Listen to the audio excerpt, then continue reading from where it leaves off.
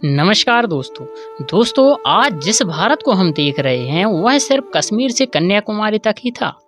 लेकिन पहले के दौर में यह भारत अफगानिस्तान से लेकर म्यांमार तक पूरा भारत हुआ करता था।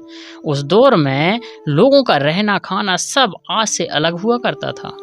वर्तमान समय में भारत में नई टेक्नोलॉजी से निर्मित मोटरसाइकिलें, कारें, बसें, मोबाइल और एडवांस टेक्नोलॉजी से विकसित भारत है। आज हमारे आसपास रहने वाले लोग जीन्स टी शर्ट में घूमते नजर आते हैं, लेकिन क्या ये उस दौर की भारत में पहनते थे? जी नहीं। तो दोस्तों आज के इस वीडियो में हम आपको बताएंगे कि हमारा देश 1800 में कैसा दिखता था। तो वीडियो को शुरू करने से पहले दोस्तों अगर आप हमारे वीडियो में नए हैं तो वीडियो को सब्सक्राइब जरूर कर लें, क्योंकि दोस्तों इससे आपको ऐसे ही नए वीडियो समय पर मिलते रहेंगे। तो दोस्तों आपको ले चलते हैं 1800 के सुनहरे भारत की ओर। दोस्तों उस समय अंग्रेजों की बात करें तो 16वीं शताब्दी में ही ईस्ट इंडिया कंपनी भारत आ चुकी थी। जब 1631 में शाहजहां ताजमहल का निर्माण करवा रहा था, उसी समय अंग्रेजों ने भी भारत में अपना साम्राज्य फैलाना चालू कर दिया था। उस समय भारत में छोटे बड़े कई राजाओं के अलावा भारत में सिर्फ 2 बड़ी हस्तियां थीं, जिसमें एक थी औरंगजेब की मुगल सल्तनत और दूसरी थी मराठाओं का साम्राज्य। दोस्तों अंग्रेजों ने दोनों को लड़ाने का बहुत प्रयास किया और बहुत समय तक इंतजार किया अपने साम्राज्य को स्थापित करने की।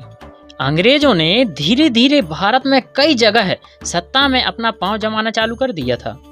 अंग्रेजों ने भारत में अपनी सत्ता जमाने हेतु 100 साल से भी ज्यादा का समय लगाया और इसके बाद साल आया 1800 ईस्वी। ये वह दौर था जब मुगलों की सल्तनत लगभग समाप्त हो चुकी थी और अंग्रेजों की ईस्ट इंडिया कंपनी ने भारत में अपने पैर जमा चुकी थी।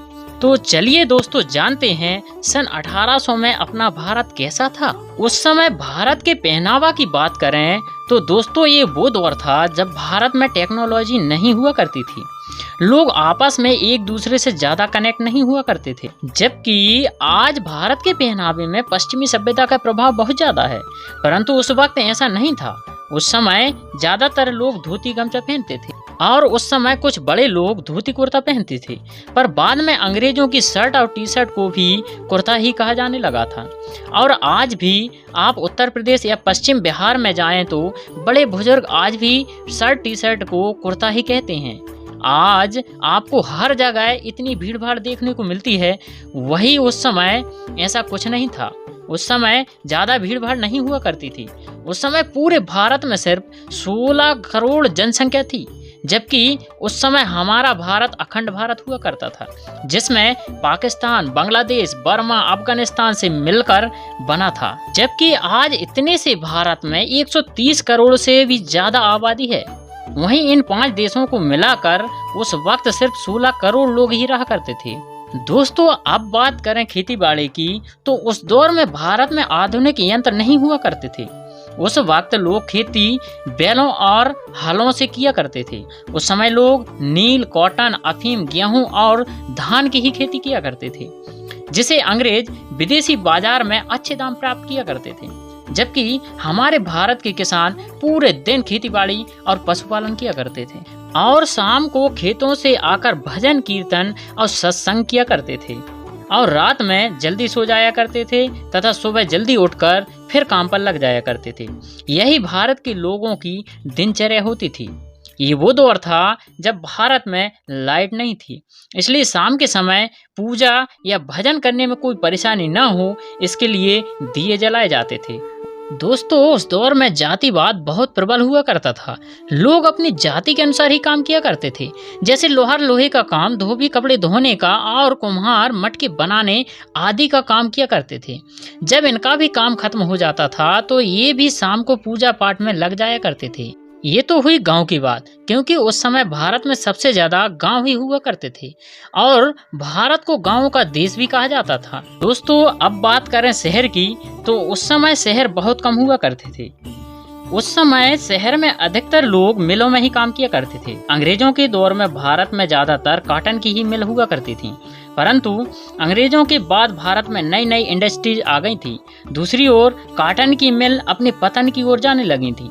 क्योंकि इन मिलों में ज़्यादातर हाथों से ही काम किया करते थे और उस समय लखनऊ और बनारस की मिलों की धूम दुनिया भर में हुआ करती थी। उस समय लोगों का काम बहुत मेहनत का हुआ करता था, क्योंकि उस दौर में ना तो बिजली थी और ना ही आज जैसे कोई उपकरण। उस समय लगभग पूरा काम हाथों से ही किया करते थे। दोस्तों, उस दौर में भारत में बिजली 1879 में आई थी। उस समय बिजली सिर्फ शहरों में ही आई थी।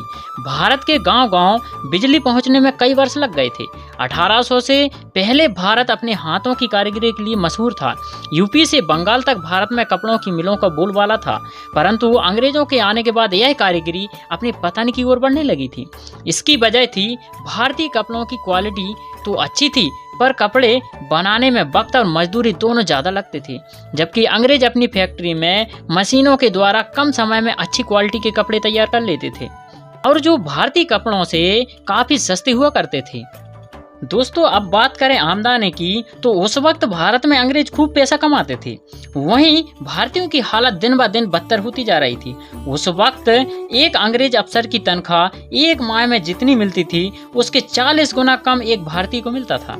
इससे आप अंदाजा लगा सकते हैं कि भारतीयों की क्या स्थिति रही होगी। दोस्तों, उस समय भारतीय किसानों की स्थिति भी दयनीय थी। ऊपर से किसान हर साल सूखा, बाढ़ व उनके ऊपर लगने वाले लगान की मार से भी परेशान रहते थे। उस समय कुछ अमीर लोग भी हुआ करते थे, जिनमें से सब तो नहीं, पर कुछ इस फिराक में रहते थे कि कैसे भी अंग्रेजों के साथ मिलकर पैसा कमाया जाए। दोस्तों, बीमारियों की बात करें तो आज के समय में जो बीमारियां आम हो गई हैं, वो उस समय महामारियां थीं। जैसे उस समय में कॉलेरा और प्लेग हमेशा फैलते रहते थे और उन दिनों इन बीमारियों की दवाई भी नहीं थी, इसलिए इन बीमारियों के सामने लोग बेबस हुआ करते थे। दोस्तों, उस दौर की शिक्षा की बात करें तो उस वक्त सिर्फ 10% से भी कम पुरुष पढ़े लिखे होते थे, जबकि महिलाएं महज 1% से भी कम पढ़ी लिखी होती थीं। ये आंकड़े लगभग शहरों के ही हैं। गांव में तो इससे भी बदतर स्थिति थी। पर ऐसा भी नहीं था कि बिना पढ़े लिखे लोग कुछ नहीं जानते थे। गांव के लोग भले ही अनपढ़ थे, परंतु अपने काम में निपुण होते थे। पर दोस्तों, कम पढ़े लिखे होने के कारण लगान जैसी बातों में समझदारी नहीं होती थी और वे लुट जाया करते थे।